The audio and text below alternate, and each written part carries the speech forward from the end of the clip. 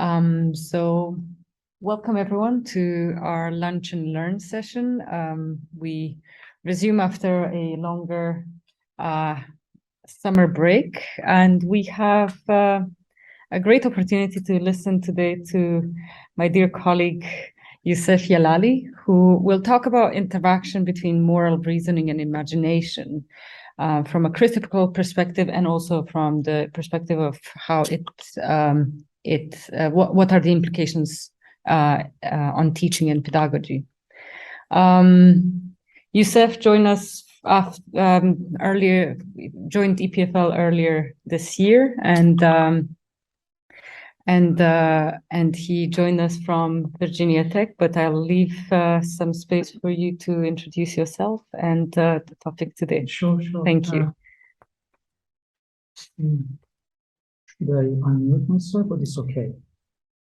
Okay.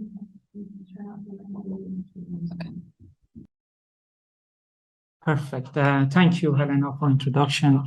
Thank you, everyone, for joining the session. Those of you who are here today, and then also I see Melissa actually joined online, and others, hopefully, they joined the session.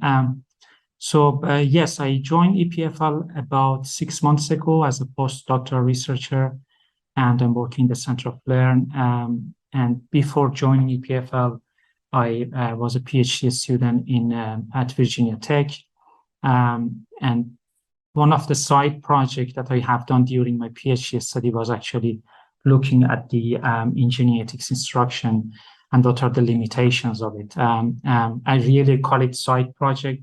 As you see, these are the examples that I'm gonna explain in terms of application. Those are, we call it really test cases that needs to be reflected and improved upon in future. So yeah, let me actually get to the presentation. The goals for today's presentation.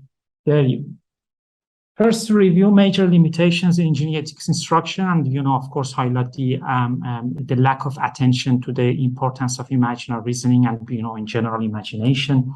To foster a conversation about incorporating imaginary reasoning into classroom practices, how it looks like in practice, and hopefully to gather, of course, your reactions and suggestions for converting different imagination resources, conceptual foundations that we have into mainstream education. So when we look at the common ways actually engineering educators teach ethics, we can actually highlight several important elements. Use of case study, for example, or case-based discussion. The other one is the use of moral theory, different, in terms of, for example, Kantian ethics or utilitarianism. And then, of course, professional codes of ethics. Those are the major components actually used in teaching of ethics. And there have been some, huge critique in terms of the conventional ways actually we teach ethics. And some of the major conceptual developments within, I would say, last 2 or 3 decades. But there still is, I would say, the literature they talk about it is the lack of attention to broader actually social and cultural context of engineering practice.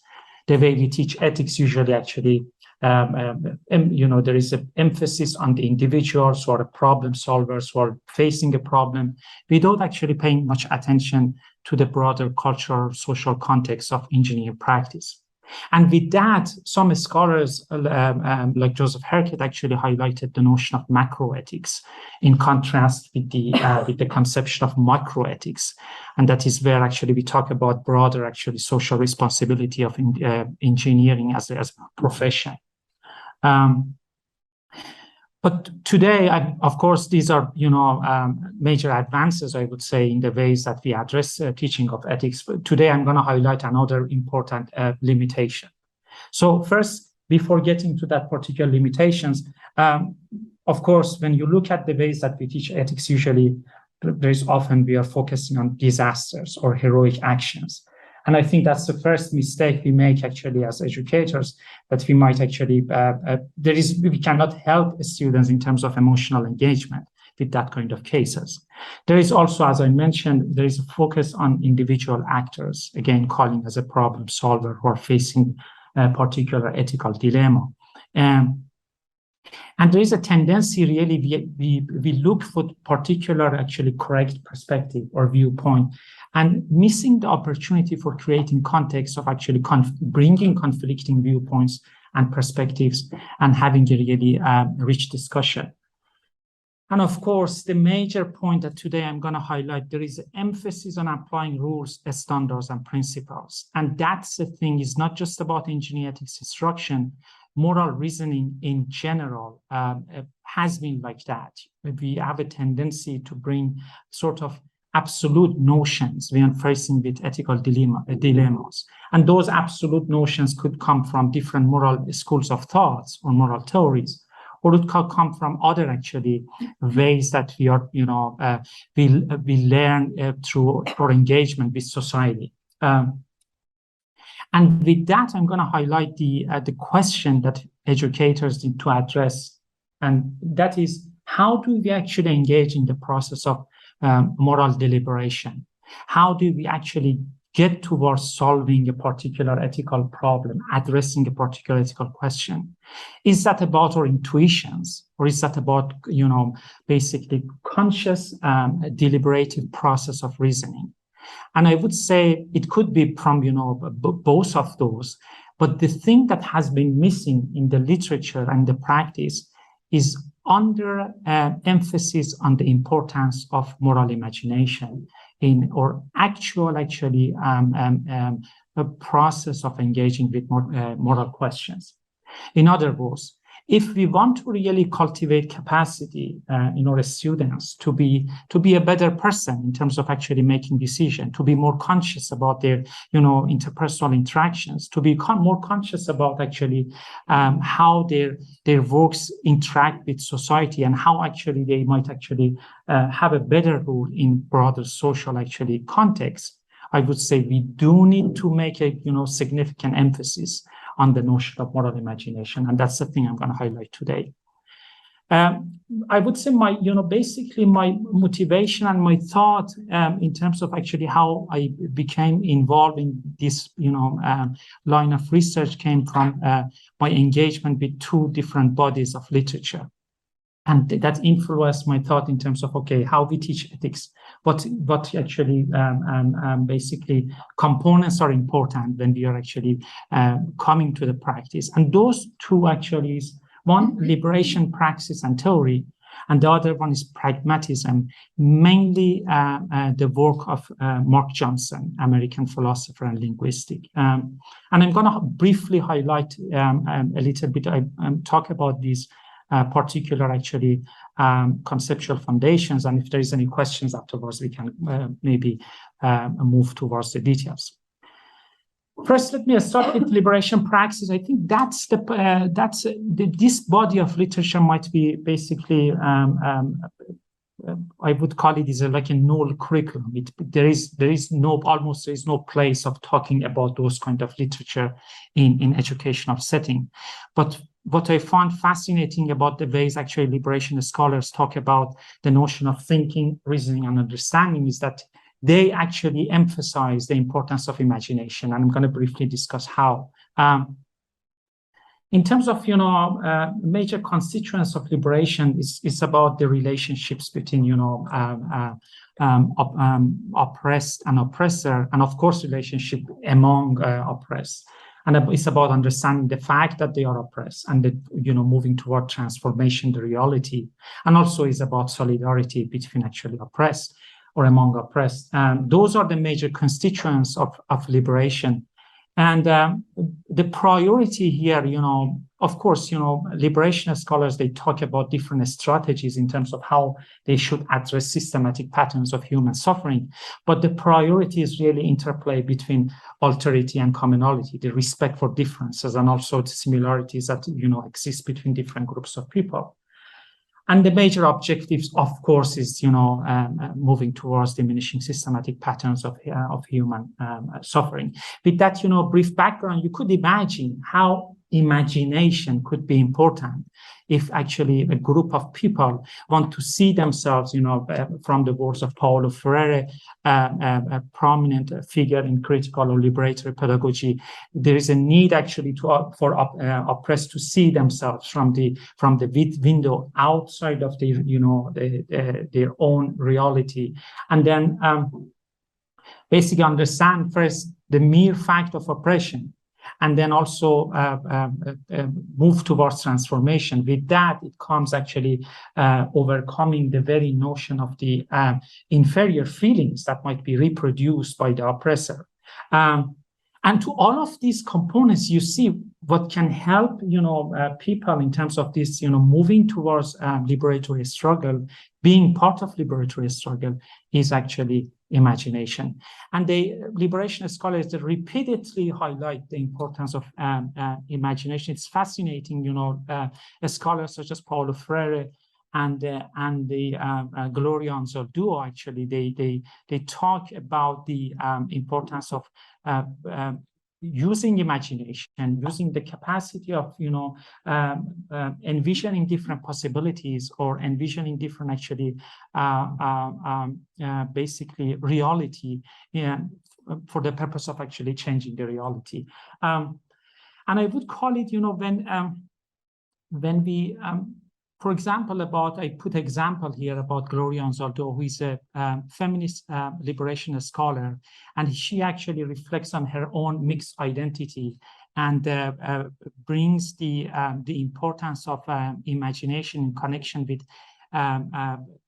having sort of a identity that can speak to different, actually, categories.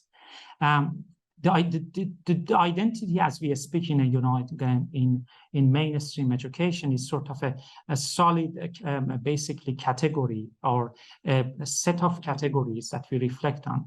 But the ways by which, for example, Anzaldúa talks about, identities, it's about actually navigating and moving in between of different places, where you actually, again, have ability to negotiate between different possibilities. Here's the quote I have from Anzaldúa. It says, "La mestiza constantly has to shift out of habitual formations from convergent thinking, analytical reasoning that tends to use rationality to move toward a single goal, a Western mode, to divergent thinking, characterized by movement away from set patterns and goals and toward a more whole perspective, one that includes rather than excludes."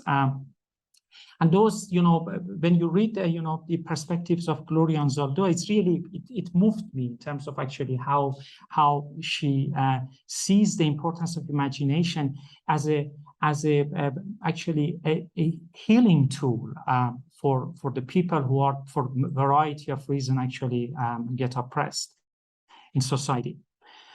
We can get to the details of, liberatory resources and talk about those later if needed. But the second, actually, part that I want to highlight is the account of imaginative moral deliberation that has been discussed by American philosopher Mark Johnson. And here he actually himself says his work influenced by the work of John Dewey, and the way he describes moral reasoning, and then it's very explicit. He says moral reasoning has indeed imaginative character. So you cannot be, again, you cannot, as I mentioned earlier, you cannot claim to have a proper, appropriate engagement with moral basically dilemmas if you actually ignore the primacy of moral imagination. So here is the quote: "It is time to recognize that whatever else we say about moral reasoning, we must acknowledge and seek to understand its deeply imaginative character.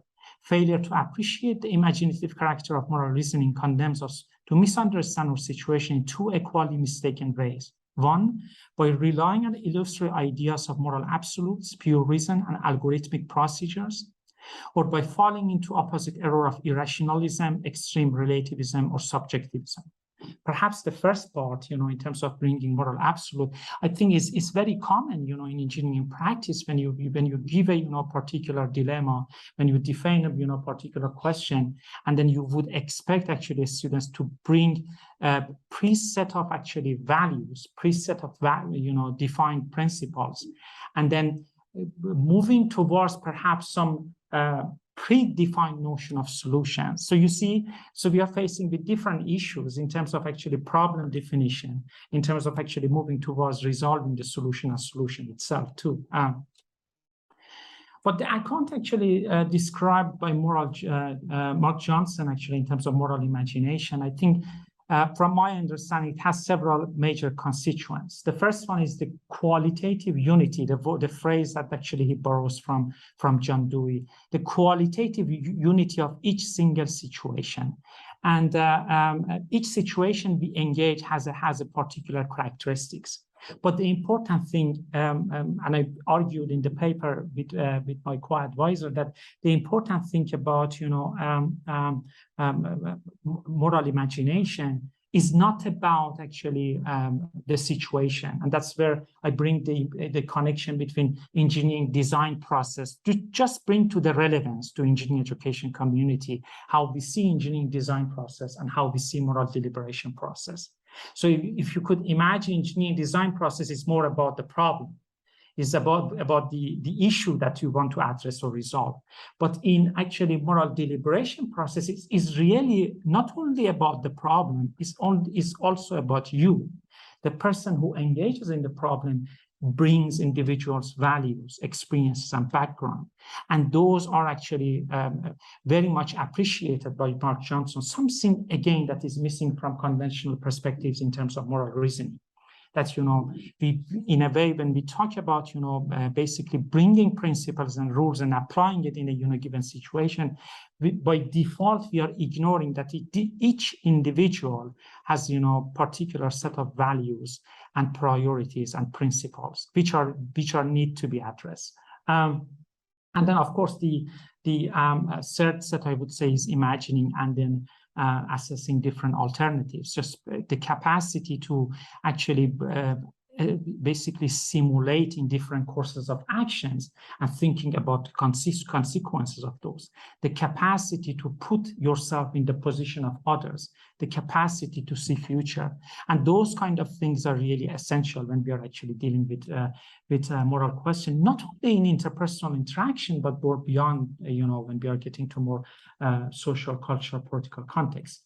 So about the similarities and differences, I mentioned, it's also about individual, and it's about individual values and backgrounds. In some sense, when you do engineering design process, actually, you are facing with different requirements. Some most often actually basically imposed on you by the problem that you are getting, and those requirements, like the functionality of the product or system, the basically the physical characteristics, is the safety matters or not, and those are actually the requirements we need to actually take care of. The requirements, in a way, when we engage in moral actually deliberation, is our individual values, preferences, and principles. And those are requirements that we need to look at it. In a way, when we get towards addressing a particular moral dilemma, I would say we should get to sort of a harmony between these different conflicting viewpoints that we do have. And of course, as highlighted by Mark Johnson and other scholars, the danger here is actually we use or similar patterns of thought or habits in terms of thinking, and that's just huge, bodies of literature in terms of what is the notion of bias and how actually we should reflect on it, and we could talk about it because that's huge different discussion. Okay, so let me get to the these two bodies of literature I mentioned, liberation practice and theory, and the Mark Johnson, Accounts of Imaginative Moral Deliberation. Now, let me quickly get to the applications. So I had a chance to develop several modules, engineering ethics module, when during my PhD studies, and I call it really test cases. So these are the things that I want to basically bring the importance of, and elaborate on the potential benefits of it. And you would see that students actually appreciate this kind of efforts, but at the same time highlight the need for improvement. The first is an ethics discussion session that I had a chance to facilitate it 2 times for National Science Foundation REU students. REU stands for Research Experience for Undergraduate Students. It's one of the major NSF program for undergraduate students. And the site was actually, the theme was interdisciplinary water science and engineering. That means each year 10 students actually came to Virginia Tech, and they work in different labs for actually in the areas of water science and engineering. And my role was actually facilitating and organizing professional development activities. And of course, with the ethics discussion session, I led the session myself.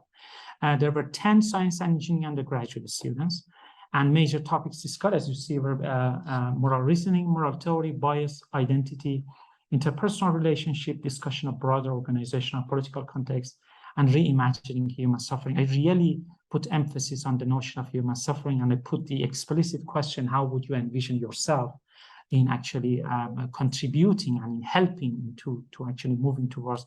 And I also asked them in terms of actually their own discipline, how they could envision the discipline actually could address these issues. The readings assigned, there was basically a short story, fiction, The Ones Who Walk Away from Omelos, and then because we could get to the details of it, why I assigned that, and a brief introduction to ethics and ethical reasoning. So I'm not going to go through all the data collected and all the, basically evaluation. I'm just going to highlight the a couple important points here. So when we ask students in terms of influence of the session on ethical judgments, there were 2 particular themes that have been highlighted. One was developing more comprehensive perspective. The other was developing personal awareness. For instance, in terms of comprehensive perspective, one student say, I think it is very important to look at what you are doing and inspect it from all angles. Even if you have good intention, it may not look that way to everyone. I think I will take a multi-point view aspect to the ethical decisions that I make now. Other student actually mentioned, it made me think more about the ways I think and how it may be perceived or affect other individuals, ensuring that I think about all the ways that a certain decisions or solution that I pursue does not have a negative effect on others. It made me think about different ethical reasoning routes and how the way I think about things ethically may be through a different lens or thought process than other folks. And you could imagine we were really looking for that kind of perspective. So the appreciation of diversity of perspectives, the appreciation that when you face a moral actually problem, it's not an easy things to address and resolve it. But let me get to the second, in terms of personal awareness. Again, I mentioned it. The process of moral imagination is about individuals. It's about understanding of our own priorities and values and reflecting on it actually critically.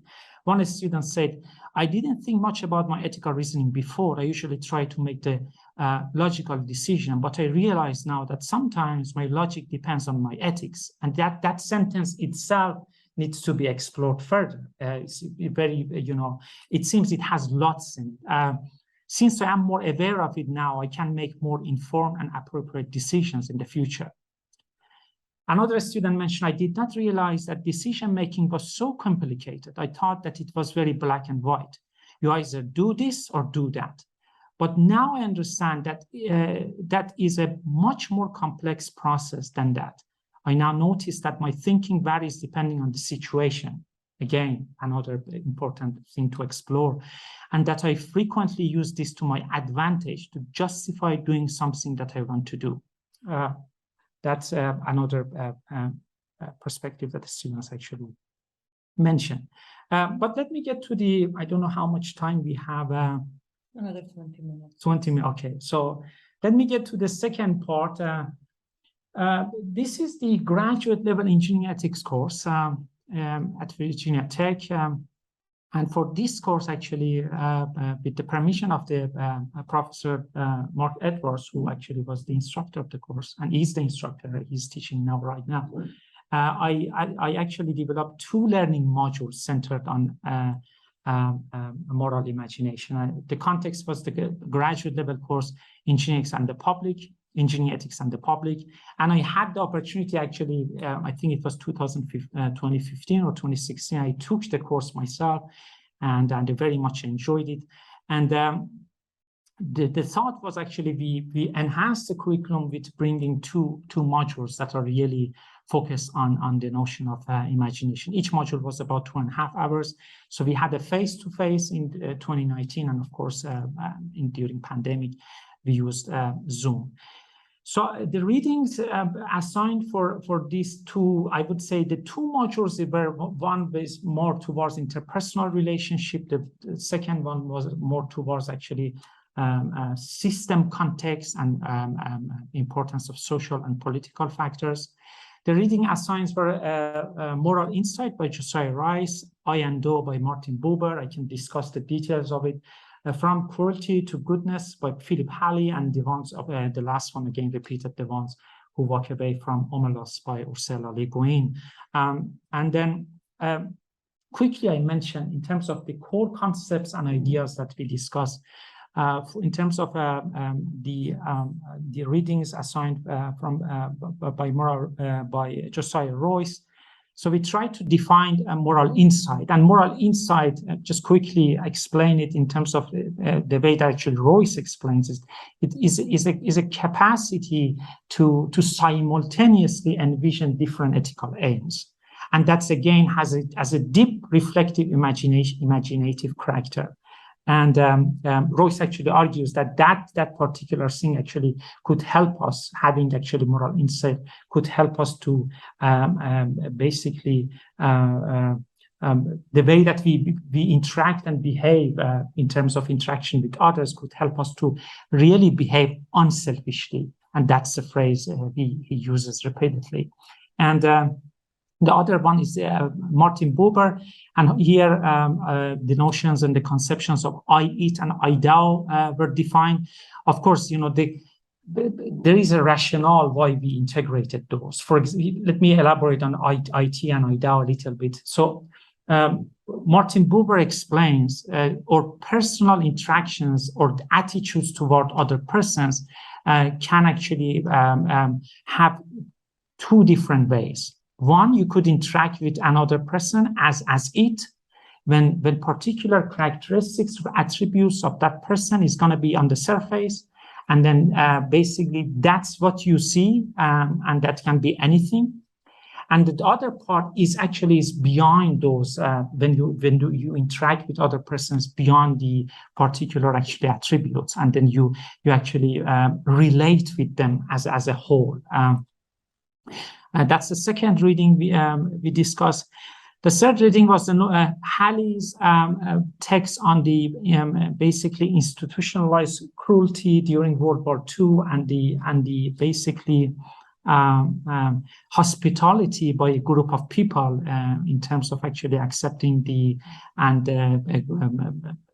helping. I would say several thousands refugees. I shouldn't call refugees, but basically Jewish people at the time. Actually, they were in a village in France.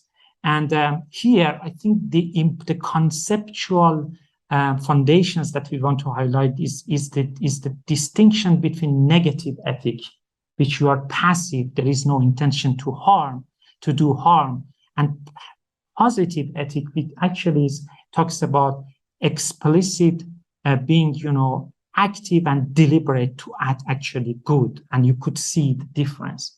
And you could, again, we could reflect on the ways that, again, we teach ethics is more towards negative, ethics is, we unconsciously actually, the way that we teach ethics, we're just moving towards the legal questions. We shouldn't do that. It's going to be this safety actually criteria. We have to consider it. This is in the, basically, these are the principles. We are not much moving towards actually encouraging the students in terms of actually adding good to be explicit and active in moral reasoning.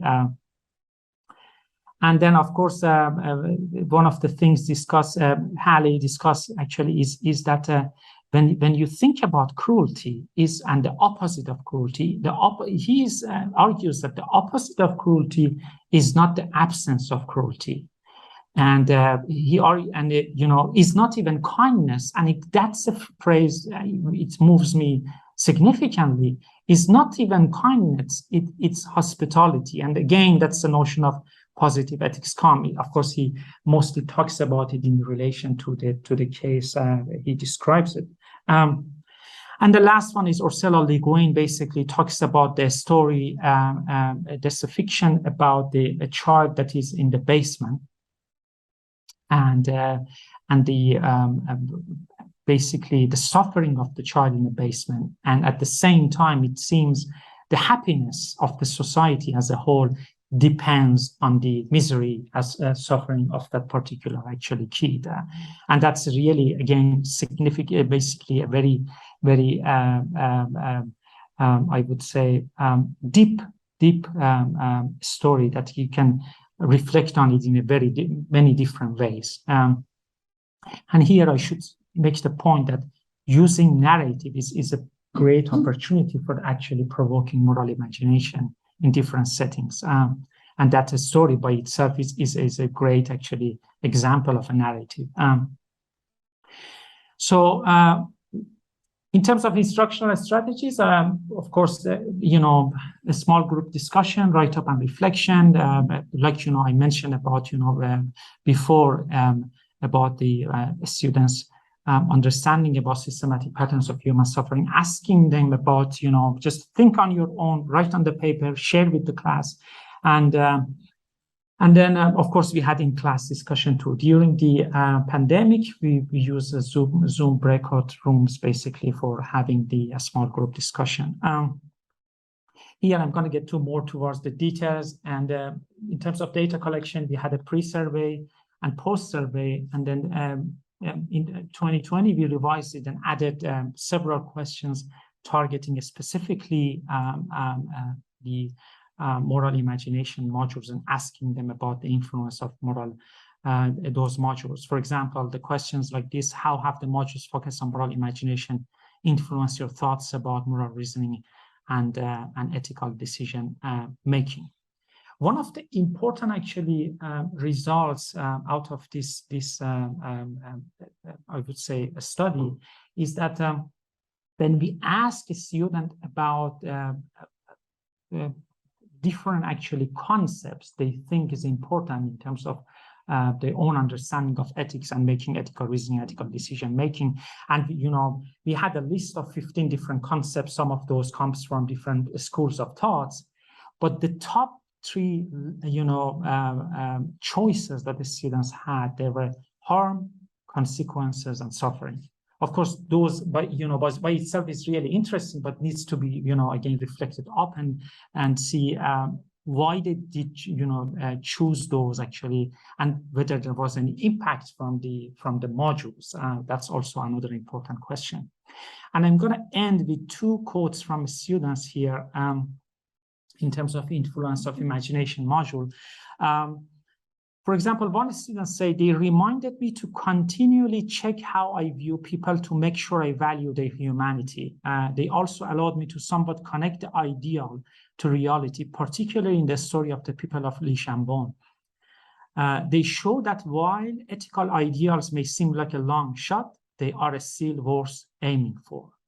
And that's last sentence, exactly the implication of positive ethics that, that we are looking in educational settings. The other student actually mentioned, I was pretty moved by the ones who walk away from Omelos. It was a powerful story and one that influenced how I perceive utilitarianism and other philosophies. Again, when you give a story, it's not about the context of the story itself. It's not about, okay, tell me about what's going on in this, particular story. It's also about how they, reflect on it and you perhaps connect it to the real world situations. And when you see those kind of actually thoughts and those kind of reflection, you feel basically a little bit satisfied in terms of, okay, this might have a good impact, in their, future endeavors in terms of actually moral decision making. And quick reflection on these test cases, I would say, of course, we saw something positive, and more details about those cases, actually, and more details about data we collected and students' responses. There are, I think, 2 or 3 conference papers and 1 journal papers. And if you're interested, of course, it would be great if you could take a look at it. And but to be critical, really, is that first thing is imaginative moral deliberation is not something uncommon. If it needs, basically it needs I would say what we did is a catalyst, is in a way. So the thought is there. They know they have that capacity. So, and I would relate really with the account of Mark Johnson. So he says that we have basically the capacity, we have the tools for actually using imagination, and that's really essential. And of course, the data collected is really limited. And one of the things actually I should address is the limitation of methods. We rely on surveys, Likert scale, or open-ended responses, and especially some of the answers that we got from students needs to be explored deeply in other forms, like interview and focus group. And that's I think that's a significant limitations of these studies. And of course, there is a need to make a more explicit connection with engineering practice. The only thing I did for one of the intervention we have done for NSFR US students, I implemented actually 2 case studies on environmental injustice and what we call it fish consumption rate and the notion of the standards. So people in the US, they use fish, of course, differently depending on where they live. And then that differences, it has impact on ways Environmental Protection Agency actually defines normal person. And that also impacts the pollution that different facilities are actually allowed to have in terms of actually and those you see this is a complex problem. Different actually stakeholders are involved, and that's what was one of the cases actually we discussed during one of the session. I think with that, of course, I'm happy for any questions, but I put 2 questions here I think is important, and I really hear also your feedback. How do you envision moving imagination resources on really provoking moral imagination in mainstream education? And what are critical elements in translating theoretical perspective into classroom praxis? So usually when you're at the end of the conference paper, or when you present it, or you have a at the end you want to say these are the things, these are 5 things, 5 criteria. I want to avoid that, because I feel that's something that again I think is consistent with the talk in a way. So and then hopefully we can discuss further in terms of what those criteria could be and how we can translate these actual resources into practice. Thank you. Thank you, Yousef.